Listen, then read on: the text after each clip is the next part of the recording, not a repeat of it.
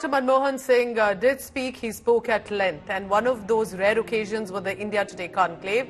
And here, with the session being presided over Editor-in-Chief Arun Puri, here's what Dr. Manmohan Singh said. Listen in.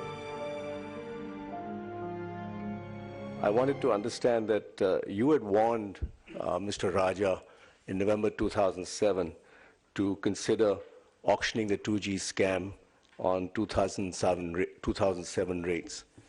And he actually disregarded your advice. And later on in 2008, the companies which got the spectrum were sold and at large sums of money, and those values are very much in the public domain. In spite of all this, you appointed him again as the Telecom Minister. So I'd like to know, what was your thinking behind this? And if I may add another one. I think one at a time. I can't handle too many. Well, let me first deal with what I said to Mr. Raja in a letter that I wrote to him on the 2nd of November 2007.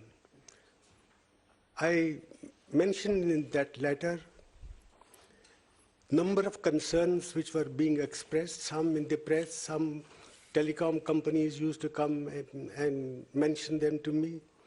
And I listed a number of issues, and I said to him that you must look into these issues and ensure that they are dealt with in a fair and equitable, transparent manner.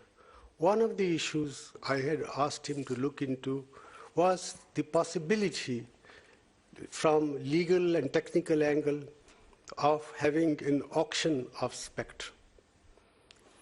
Mr. Raja wrote back to me almost on the same day, our letters crossed, and he said, I have been absolutely transparent in my dealings.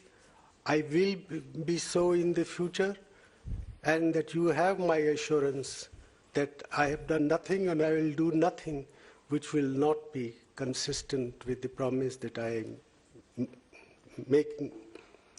Now, as far as auction is concerned, he came back to me and he said, auction is something which has not been suggested by TRI.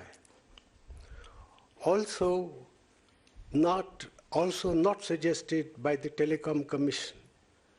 And he also said that if we have auction, it would not give a level playing field for the newcomers because the existing players have got their spectrum free of charge until 10 point something megahertz. And therefore, he said, the TRI's advice, the Telecom Commission's advice, and his own view was that auctions are not the way forward, at least for 2G spectrum. And he also mentioned in a subsequent letter that he is agreeable to auction 3G spectrum.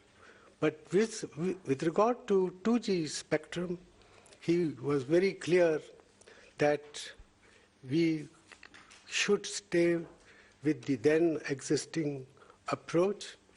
And this was also discussed with the Finance Ministry because in terms of the cabinet decision of 2003, the pricing and allocation of spectrum was to be settled between the Ministry of Finance and the Telecom Department.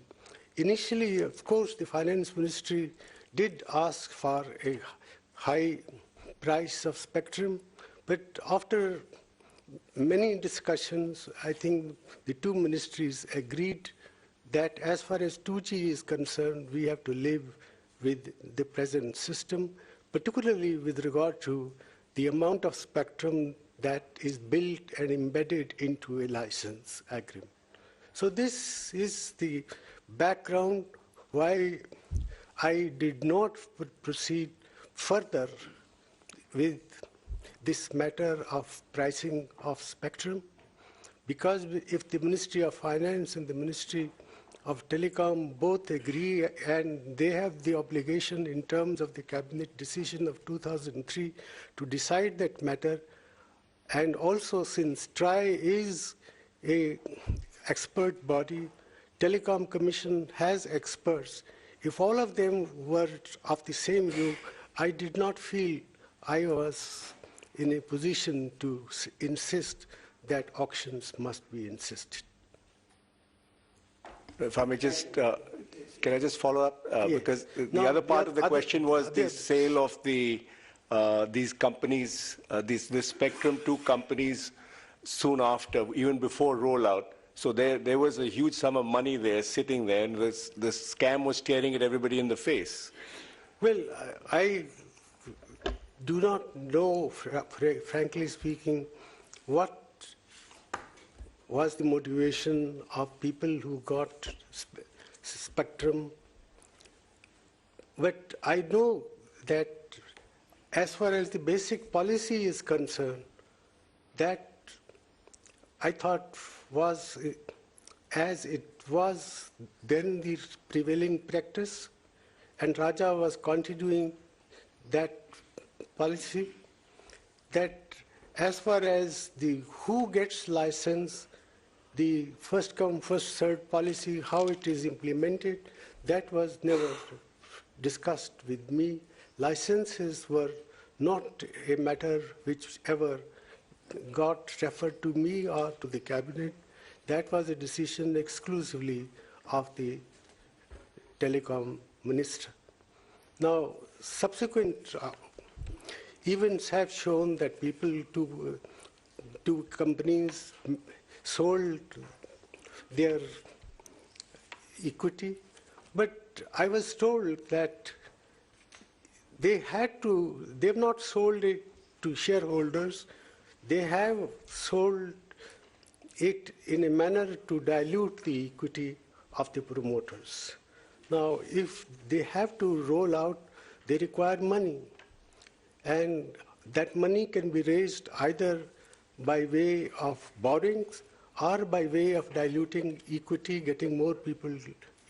And therefore, at that stage, I did not think that I should intervene in that affair. Now, the other thing that you have mentioned about Mr. Raja being inducted into the cabinet, well, I cannot divulge what went on in the processes of cabinet formation, but I would like to mention that we are a coalition government. In a coalition government, you can suggest your preferences, but you have to go by what the leader of that particular coalition party ultimately insists. And Mr. Raja, along with Mr. Maran, was the choice of the DMK party. And as of that moment, I had no reason, frankly speaking, to feel that anything seriously wrong had been done. And therefore, I did not feel that I had the authority to object to Mr. Raja's entry, because I quite honestly, in May 2009, although complaints were coming in, but complaints were coming from all sides, and some were from those companies which had not benefited, some were from those who have benefited but not benefited adequately, and therefore I was not in a position to make up my mind that anything seriously was wrong with Mr. Raja's doing at that time.